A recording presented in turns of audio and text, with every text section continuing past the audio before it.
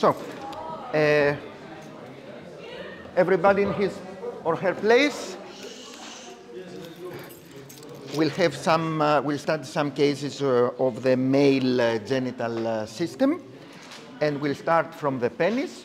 A very common abnormality of congenital nature is where the urethra orifice is located. You see here that it is located on this surface of the penis. So this is called hypospadias. It's below the tip of the penis, and this may have some consequences. Here is the incidence of this abnormality, and there are some problems caused by this. Quite the opposite is this orifice here, which is on the other surface, the dorsal aspect, and this is called epispadias, with some consequences such as incontinence, obstruction, and probably related to a congenital abnormality of the bladder as well, where you can see the bladder wall from the abdomen going up the abdomen, and this is called exstrophy of the bladder. All these are congenital abnormalities.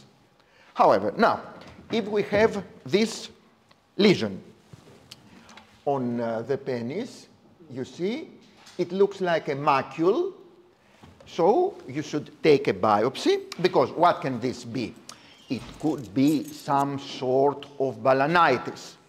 And there is a specific balanitis with many plasma cells called Zund balanitis. However, it may not be inflammatory in nature. It can be neoplastic.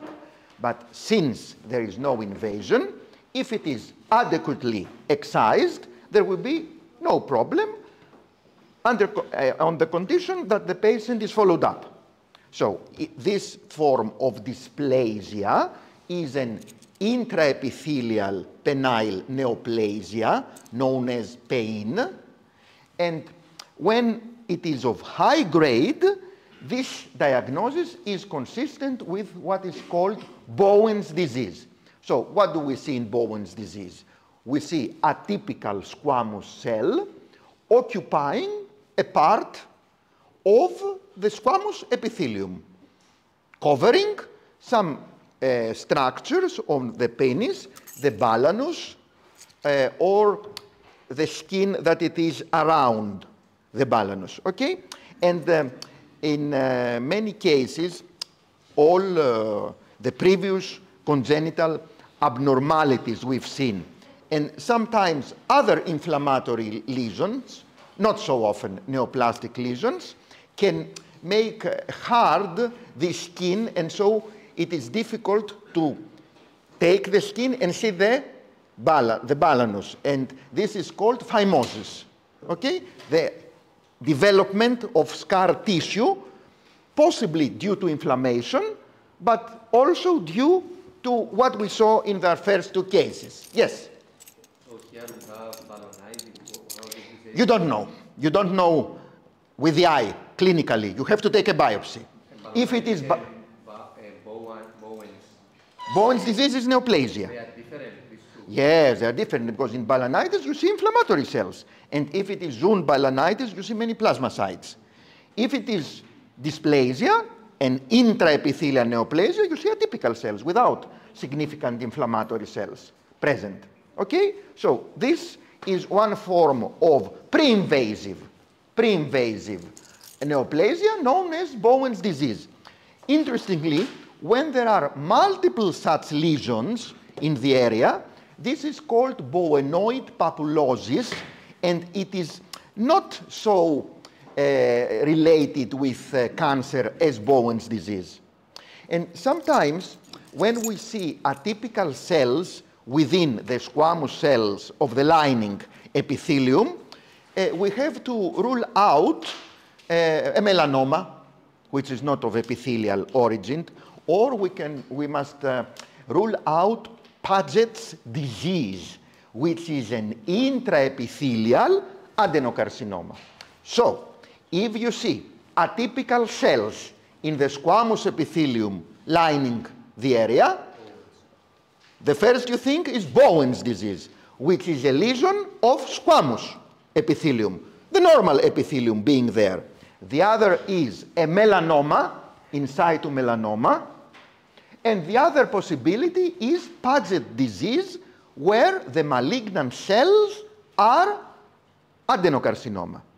And if you have that, you have to look where the primary adenocarcinoma is located. It could be someplace in the genitourinary part. It could be in the appendages below the skin. So these are the three possibilities of intraepithelial detection of malignant cells. The most common is to be squamous cells. So it's Bowen's disease in most cases. Yes? Why in Paget disease it's a metastasis? It's likely,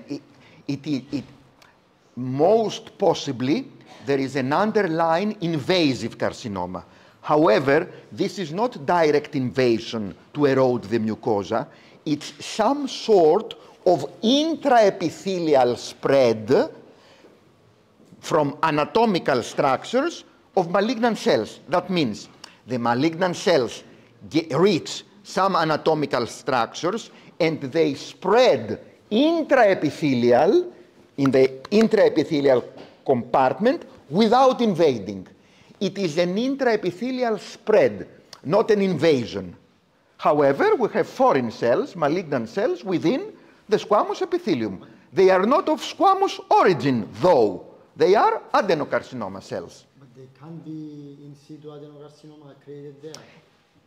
No, because normally there are no glandular cells in the epithelium. It's solely squamous carcinoma. However, there is a possibility that some adenocarcinoma cells gain reach to this area without being invasive.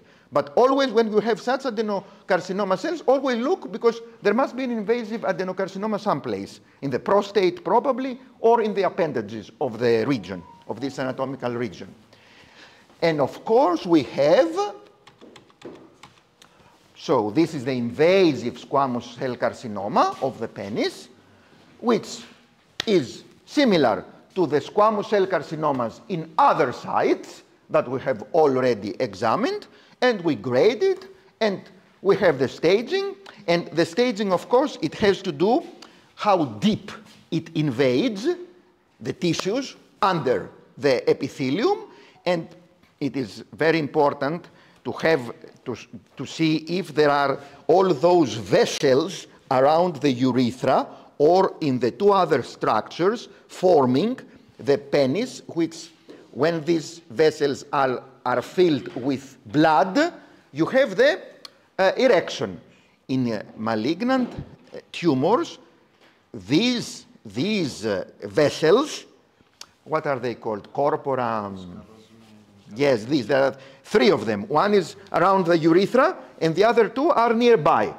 So if you have a cancer, for example, in this area, a primary cancer, a squamous cell carcinoma, or sometimes a spreading cancer from the urinary bladder, these vessels can become congested with malignant cells as if they had blood, and so this is called priapism.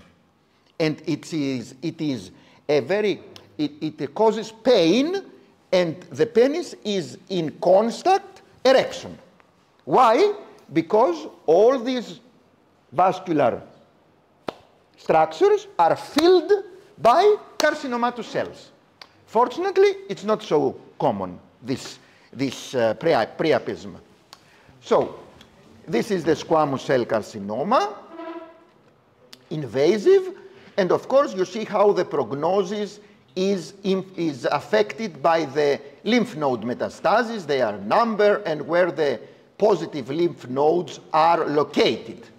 Now let's go to more common more common diseases. It's very common for a middle-aged to old man that he cannot start the urine process easily. Sometimes when he stops, he has the feeling that there is urine left in the urinary bladder, and there is a constant need to go to the toilet, and it's some sort of urgency, this feeling that he has to empty the bladder, and he urines many times a day, he wakes many times at night to go to the toilet, and all these are symptoms of a totally benign process, a totally benign disease of the prostate, which is the hypertrophy. The hypertrophy of the prostate gland, or hyperplasia, as it is called. And what happens? This is a disease of the transitional zone of the gland, and it most often forms nodules either of the fibromuscular stroma of the gland or of the adenomatous, of the glandular elements of the prostate gland, and they compress the urethra, which goes through this transitional zone of the prostate, and this causes symptom. Prostate cancer almost never causes symptoms. Why? Because it is a disease of the peripheral zone of the prostate. So only when it is of advanced stage and very a large amount of cancerous tissue, it goes to this transitional zone and compresses the urethra. This is not the case. When a patient has symptoms, either irritative symptoms or obstructive symptoms, it's almost always related to hyperplasia, which is a benign procedure. Yes, it is benign, but if there is a significant amount of urine left in the bladder, which cannot leave the bladder, this is a cause of infection. So you have, if a patient has these symptoms, you have to define what quantity of urine remains in his bladder. Yes? Can you say again what you said about the peripheral? The peripheral is the zone where cancer arises. That's why it doesn't give symptoms. If it's central, we are talking peripheral. In the transitional zone where the urethra, that's the zone of hyperplasia, which gives symptoms. So if a patient has cancer and symptoms like this, they have nothing to do with cancer. It's a coexistent hyperplasia that causes the symptoms, because prostate cancer doesn't give symptoms. And that's why we have to have screening tests for prostate cancer, the main of which is the serum value of prostate-specific antigen. It says specific, but it's not so specific for cancer because it rises in inflammation, in prostatitis, and in hyperplasia as well. So you need additional markers of cancer, either imaging techniques or biochemical. What does this mean, biochemical? You count the PSA value, and a marginal increase is between 4 and 10. So if you count it after 3 months and it does not exceed 10, but it shows a gradual trend to increase, this is a sign that it could be cancer. And furthermore, you count the portion of free to total PSA, and if it is less than 0.2, this is another indication that the patient may have cancer, and the only way to diagnose cancer is by biopsy. So you take biopsy from the rectum, and we have some cylinders of tissue and examine the cells. So these are the main diseases of the prostate. Hyperplasia, which is totally benign, but it should be treated, not by radical prostatectomy. Radical prostatectomy is a surgery for cancer, not for hyperplasia. Hyperplasia is treated with finasteride, which changes the hormonic profile and helps the volume to become less, the volume of the prostate. If it does not respond, you have a transurethral resection of the portion of the hyperplastic gland that compresses the urethra, and Alternatively, you open the bladder, see that portion that is hyperplastic, and enucleate it. These are the three methods of treating prostate hyperplasia. So this is the hyperplasia, and you see this nodular configuration of the prostate gland parenchyma compressing the urethra. And what problems is if you do not take care to treat this disease? You leave urine in the bladder. This causes infection because urine is in stasis. It does not leave the bladder. And furthermore, what can happen? If this quantity of urine increases, what will it cause? Since we have already discussed in the urinary system pathology, we discussed chronic pyelonephritis and hydronephrosis. What will it cause? Yes? Reflux.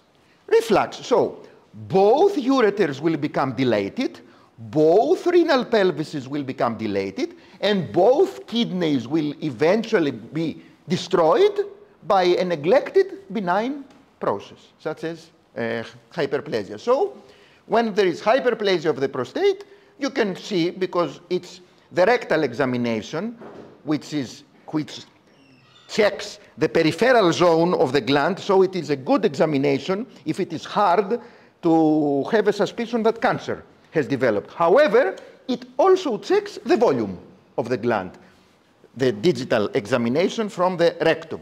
So this is the benign disease, but let's have a look at its histology first. These are benign or hyperplastic prostate glands. Normal or hyperplastic prostate glands have these papillary-like projections in the lumen, and most importantly, they are of medium to large size. So these are the hyperplastic glands, and they have two cell layers in the lining epithelium.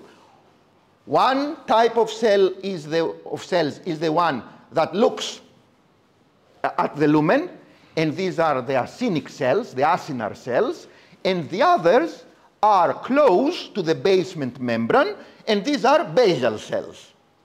The latter are very important to detect, and they cannot always be detected on morphological grounds, so we have an immunohistochemical stain to detect basal cells. It is very important to identify them because all these basal cells are absent in prostate cancer. And it is a major criterion to diagnose prostate cancer, which is that the total absence of basal cells. And the most widely used immunohistochemical marker to stain these basal cells is high molecular weight cytokeratin, known as 34B beta E12, CK903 alternatively. So have a look at these totally normal hyperplastic prostate glands, and the magnification does not help us because you have to look at lower magnification to see the nodular configuration, the contour, the round contour, because these are the nodules of the totally benign disease termed prostate hyperplasia. Okay? That's how the glands look like in hyperplasia. High molecular cytokeratin. High molecular weight cytokeratin. High molecular weight cytokeratin. Yes. It's to detect the basal cells. Very, very useful. I'm a bit confused. Yes, I'll tell you. Without the immunohistochemical... If you have the stain in these glands, you'll find basal cells. So with the image only, without doing the immunohistochemical... The image is compatible with benign. Why? Because we have medium to large sized glands which look benign. We have no atypia. We'll see what atypia, how atypia is defined. And they have these papillary projections and corpora amylacea, which are these structures in the lumen. They have nothing to do with amyloid, however, they are called like this. So this is an image or benign or hyperplastic prostate glands. If we had a prostate cancer, That's right next. You'll see how cancer looks like. Cancer has small glands, not big. So if you see small glands in a biopsy of prostate, it's either atrophy, that's why they look basophilic, because their cytoplasm has diminished, so it stains more with hematoxylin. And these are atrophic glands, not cancerous. But another possibility, when you see small glands in a prostate biopsy, is that they are malignant, that they are cancerous. Have a look at the difference. Sorry. Before invasion, there is a precursor lesion. Have a look at this gland shown in the histologic image. Is its size close to normal or hyperplastic glands? Yes, because these are big glands, not small, like the ones we saw before in hyperplasia. However, what the arrow shows is an area of stratification of nuclei and of hyperchromasia of nuclei. These are signs of atypia. In this case, if they have a malignant potential, that sometime they'll become invasive, you have to know and report so that the urologist has a more close follow-up to this patient, because he has a precursor lesion to invasive neoplasia, to cancer. And in all fields of histopathology, how is this precursor lesion to invasion termed? How is it called? This precancerous lesion. That means the pre-invasive neoplasia, the intraepithelial, above the basement membrane neoplasia. How is it called? Oh, no. Only one knows it. Yes, I say, this is the precursor to any type of cancer. If you have that and you clean it, remove it surgically, there's no danger because there is no invasion.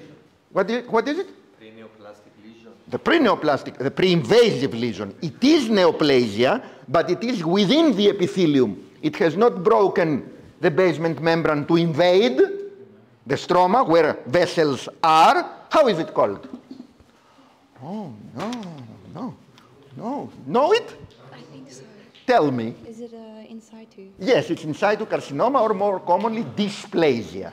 Dysplasia. Dysplasia is the pre-invasive neoplasia, before invasion. However, here in the prostate, it is called PIN, P-I-N. Prostate, intraepithelium, within the epithelium, neoplasia. And it is of clinical significance only when it is of high grade. So this should not be reported, that is shown in the image, because it is low grade. Low grade prostate intraepithelial neoplasia is of no clinical significance. There is no need to have the patient on a more close follow-up. Why?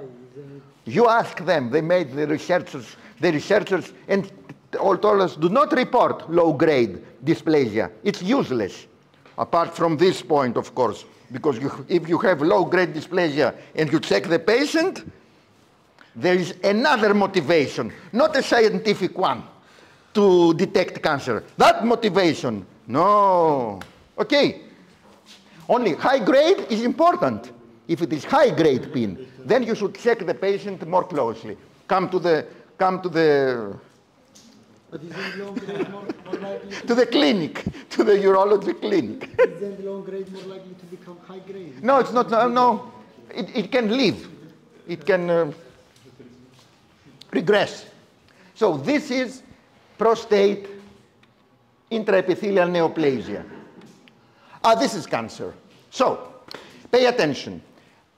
Prostate cancer is mainly composed of small-sized malignant glands. There are three major criteria, not pathognomonic, but major criteria to diagnose prostate cancer. One is nuclear enlargement and prominent nucleoli. What does prominent nucleoli means? Means that you have 100 magnification, and which is not a high magnification, and you can see that the nucleoli are in the nuclei of the cancerous cells. The other is a total lack of basal cells, as we have previously said, and the other is invasion. That means cells invading the fibromuscular stroma. Always invasion. Yes. Why? Because if they stay all together and they form a nodule, they may be malignant. That means they may totally lack basal cells. However, they do not metastasize. So we have a problem here, because from a pathologist's point of view, they can be cancerous, but for the clinician's view, if they do not give metastasis, they are not cancer.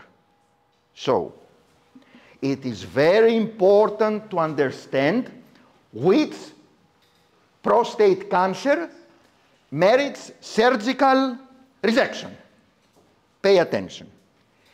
We take into account the Gleason pattern of the cancerous cells when it is of 3 and mainly 4 and 5. Why? Because Gleason pattern 4 is the one that metastasizes. And 5, of course.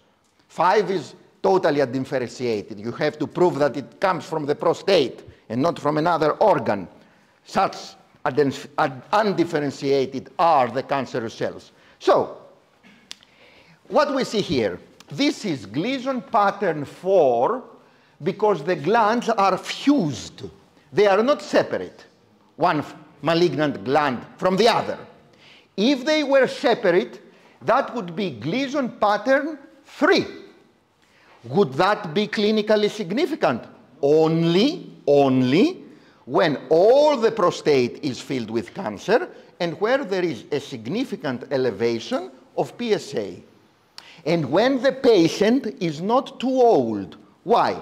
Because if the patient is too old and you take a biopsy and in a peripheral site you see 3 malignant glands of Gleason pattern 3, and we always give the score, the Gleason score. That means if it is one pattern only, Gleason pattern 3, we report Gleason score 6. 3 plus 3. That's not all the case. That's not the rule. The rule is that many patterns coexist. And do you remember which pattern is important and should always be reported?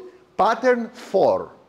So, which are the prognostic groups of cancer patients? The first group with a very good prognosis where surgical resection is debatable is Gleason score 6. 3 plus 3.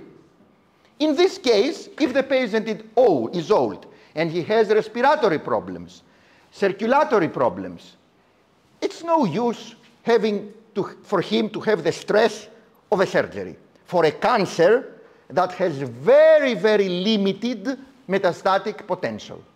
However, when we have Gleason pattern 4 in the score, what does this mean?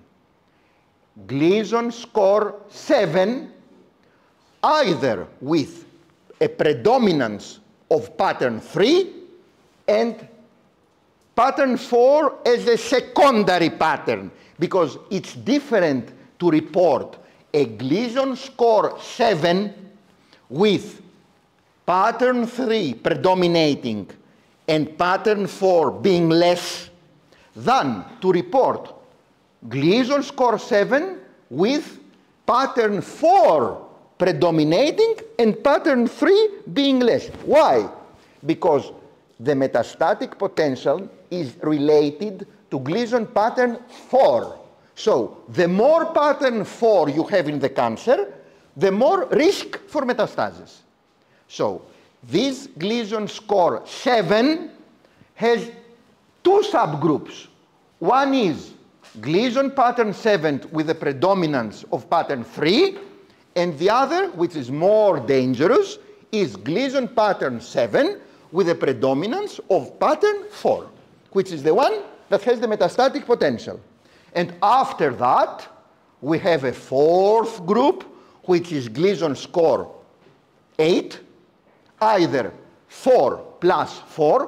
What does this mean? Only 4 in the specimen. Only 4. Or 5 plus 3. Or 3 plus 5. 5 is the most aggressive of them all. The most aggressive pattern. So, this subgroup of Gleason pattern 8 is of adverse prognosis. And, of course, the more unfavorable one is Gleason score 9 or 10.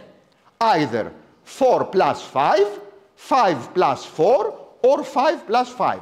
When I was working as a new histopathologist, I had some samples of prostate from a patient, and the cancer was undifferentiated. So I reported Gleason score 10. 5 plus 5. I was wrong. Why? Because after a week, they sent me specimens from the urinary bladder, and it was a urothelial carcinoma causing hematuria, which had invaded the trasur muscle, as we said before, the paravesical tissues, and has invaded the prostate. So it was not prostate cancer. And from then I learned that before grading and staging a high-grade tumor or an undifferentiated tumor, always check that it arises from the organ you see the biopsy. Because if it is of very high grade, if it is undifferentiated, you don't know that it is from the prostate. You have no sign. It's not like this, that you see glands. You don't know. They are separate cells or necrosis. So first you are sure that it arises from the organ, you see the biopsy, and then you can grade it accordingly. Because it was a big mistake, that the one I made. Why? Because prostate cancer is hormone dependent. So you give androgen deprivation to control the disease. Urothelial carcinoma has nothing to do with hormone dependent mechanisms. It's a totally different concept of therapy.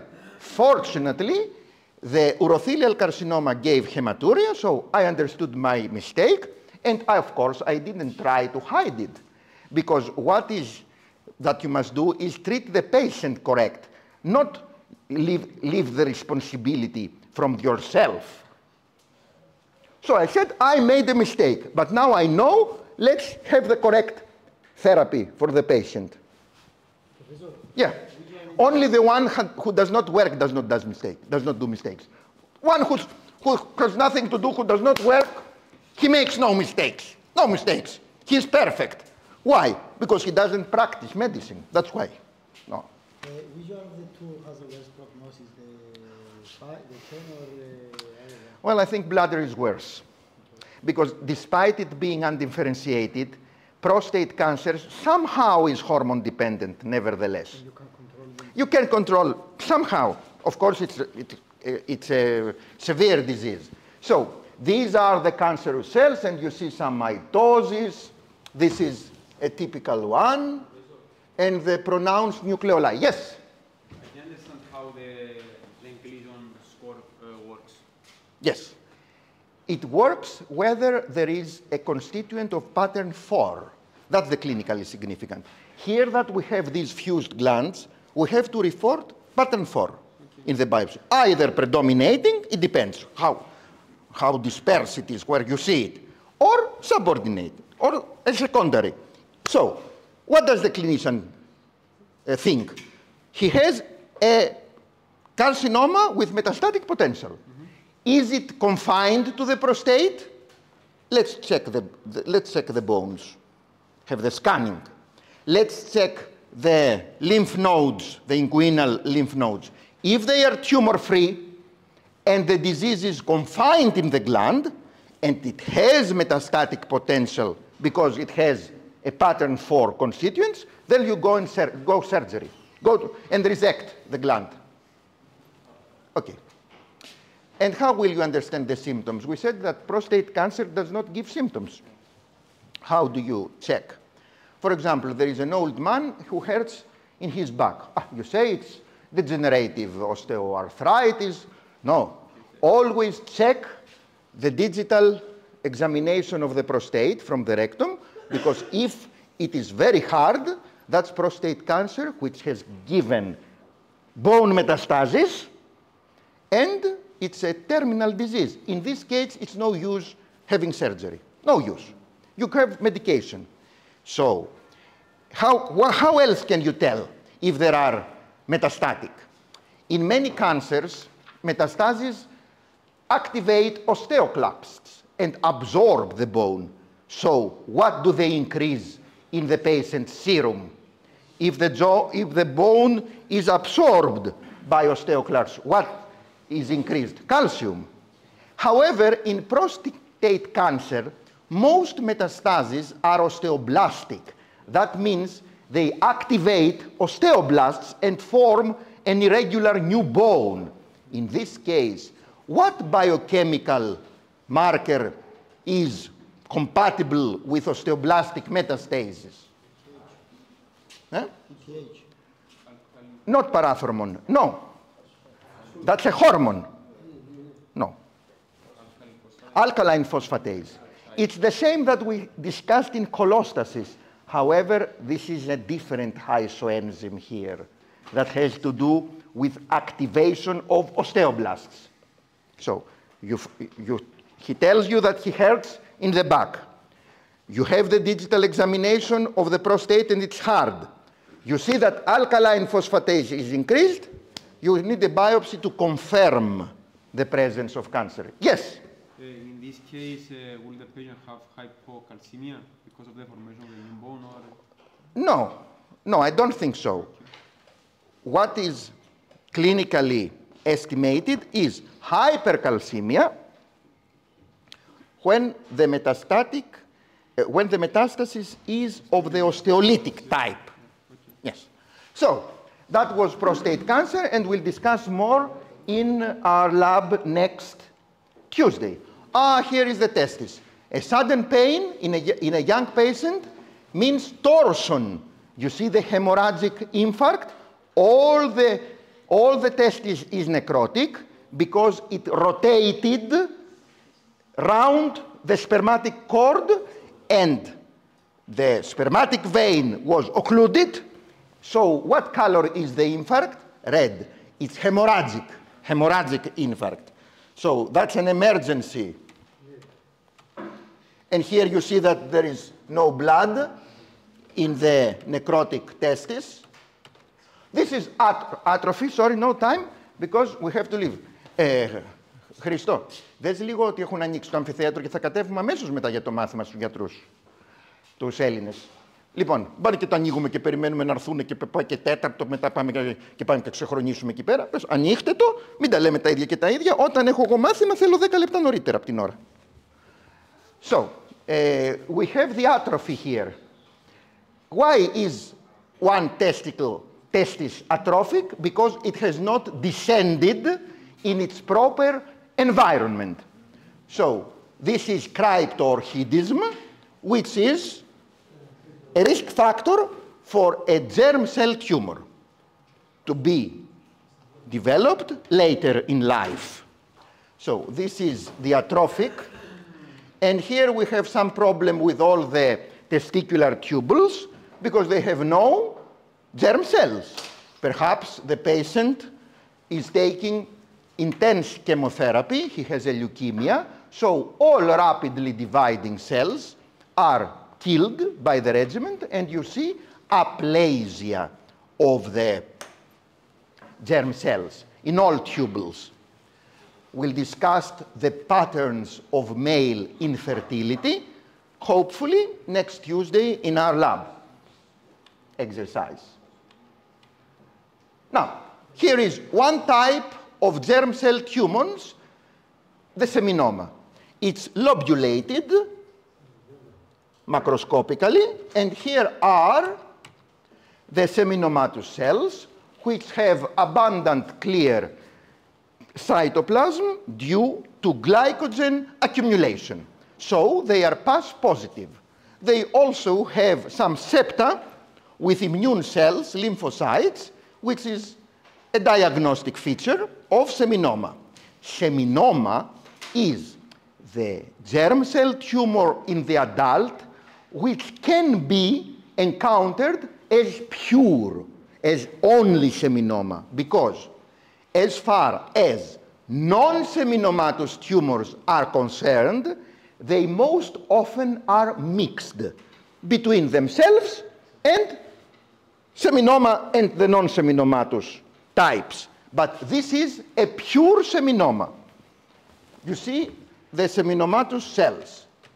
Here is a tumor of different microscopic cut surface, because apart from the solid compartment, there is a predominant cystic compartment.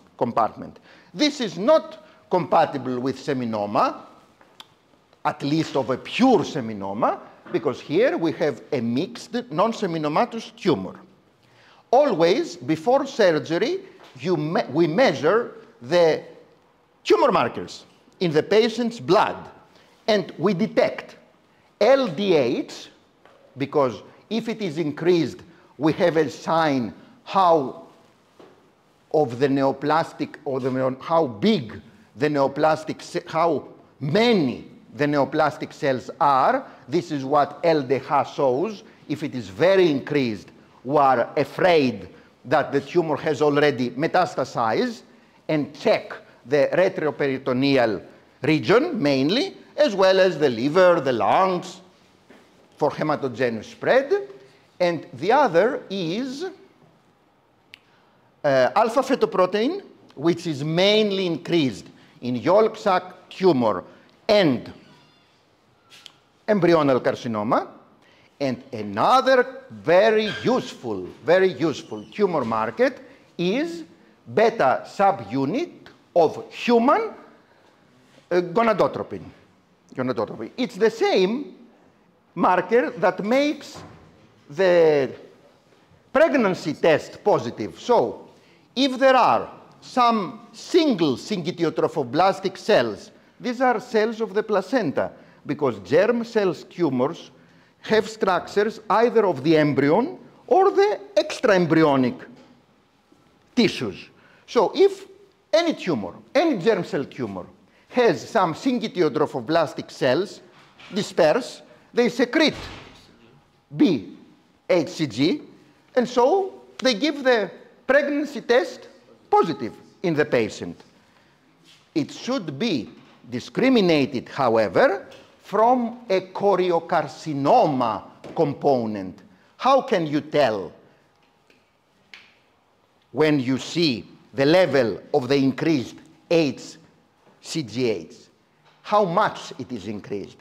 If there are single cells secreting the hormone, the marker does not exceed 500, 1,000, that's the limit. However, if there is a choriocarcinoma component, the values of HCGAs is 30,000, 50,000, 100,000. And in this case, you give very strong chemotherapy to cure the patient, because in these tumors, we use chemotherapy not only to prolong the survival, as we do in other cancers, but we can cure the patients, because these tumors are very chemosensitive. So if there is a choriocarcinomatous component, you give very strong chemotherapy, which is never justified to be given in other types of germ cells tumors, which may have some single syncytiotrophoblastic cells. So let's have a look at the histology of a non-seminomatous tumor. You see some primitive cells looking very dark because they have very atypical nuclei. This is a case of embryonic carcinoma. And this is a chemo sensitive tumor, like all germ cell tumors, with the exception of one, mature teratoma. This is not chemosensitive. Why? Because it is mature, and mature tissues cannot be destroyed by chemotherapy. On the contrary, such aggressive tumors having pleomorphic cells are, as a rule, chemosensitive. Yes, please. Here we have also the gland formation. How do we know that it's not? These are primitive glands. However, the cells are very primitive looking. They have pleomorphic nuclei with increased apoptotic potential, with increased mitotic activity. Thus, they are chemosensitive because many drugs, chemotherapeutic drugs, induce apoptosis. So if the tumor already has an increased apoptotic potential, you give the drugs and the tumor cells commit suicide themselves. And of course, also, there is increased mitotic activity. So all SERDs, all drugs targeting the S phase of the cellular cycle destroy these cells. So what I wanted to ask is how we differentiate from prostatic hyperplasia in this case? This is testis, not prostate. Okay, sorry. Other organ, okay? And it's clearly malignant. It looks malignant. So I'll be happy to examine these tumors on the laboratory exercise next Tuesday, so we'll have much more time to discuss the tumors.